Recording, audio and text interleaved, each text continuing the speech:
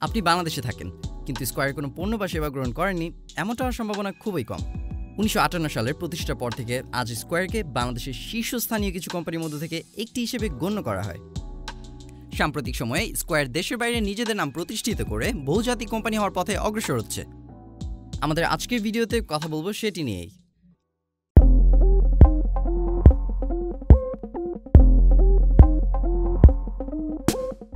১৯৮৫ সাল থেকে বাংলাদেশের ফার্মাসিউটিক্যাল শিল্পে স্কয়ার একটি শক্তিশালী অবস্থান ধরে রেখেছে।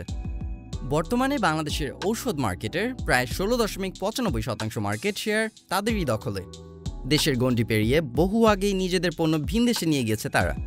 ১৯৮৭ সাল থেকে অ্যান্টিবায়োটিক সহ বিভিন্ন রকম ঔষধজাত পণ্য রপ্তানি করে আসছে স্কয়ার। বর্তমানে তারা ৪২টি দেশে তাদের পণ্য রপ্তানি সেবা দিয়ে যাচ্ছে।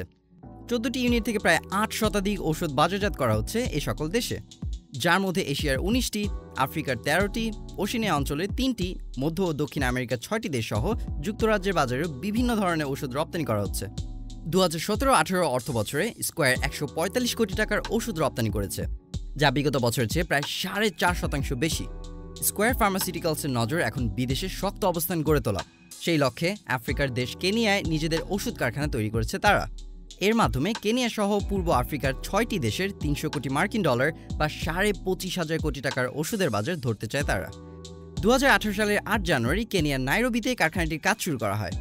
কেনিয়া শিল্প ও বাণিজ্য মন্ত্রী আদান মোহাম্মদ, কেনিয়ায় নিযুক্ত বাংলাদেশের রাষ্ট্রদূত মেজর জেনারেল আবুল কালাম মোহাম্মদ হুমায়ুন কবির ও স্কয়ার ফার্মাসিউটিক্যালসের ব্যবস্থাপনা পরিচালক তপন চৌধুরীর উপস্থিতিতে স্কয়ার ফার্মাসিউটিক্যালস কেনিয়া ইপিজেড লিমিটেডের সূচনা করা হয়, যা স্কয়ার ফার্মাসিউটিক্যালস লিমিটেডের একটি শতভাগ সাবসিডিয়ারি প্রতিষ্ঠান হবে বলে জানা যায়। কারখানাটি করতে প্রাথমিকভাবে $৮০ লাখ মূলধন বিনিয়োগ করা হয়েছে। এর বাইরে কারখানার তৈরিতে ঋণ নেওয়া হয়েছে আরও $১,২০ লাখ।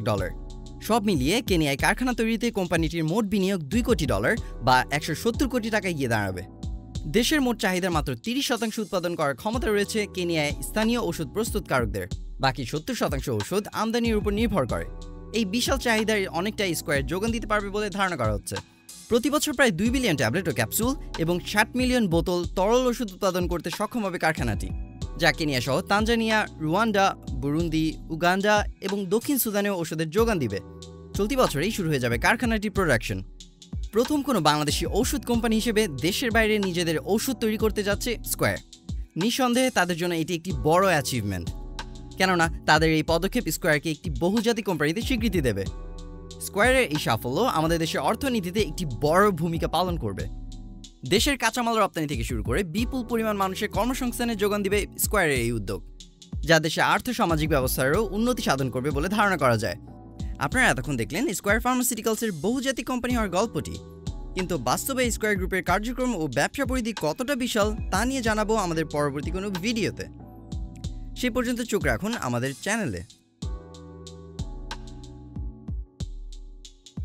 ভিডিওটি ভালো লেগে থাকলে লাইক করুন ও শেয়ার করুন। কমেন্টের মাধ্যমে আপনার মূল্যবান মতামত জানাতে ভুলবেন না। রেগুলার আপডেটস পেতে চ্যানেলটি সাবস্ক্রাইব করুন এবং বেল আইকনে ক্লিক করুন নোটিফিকেশনস পেতে।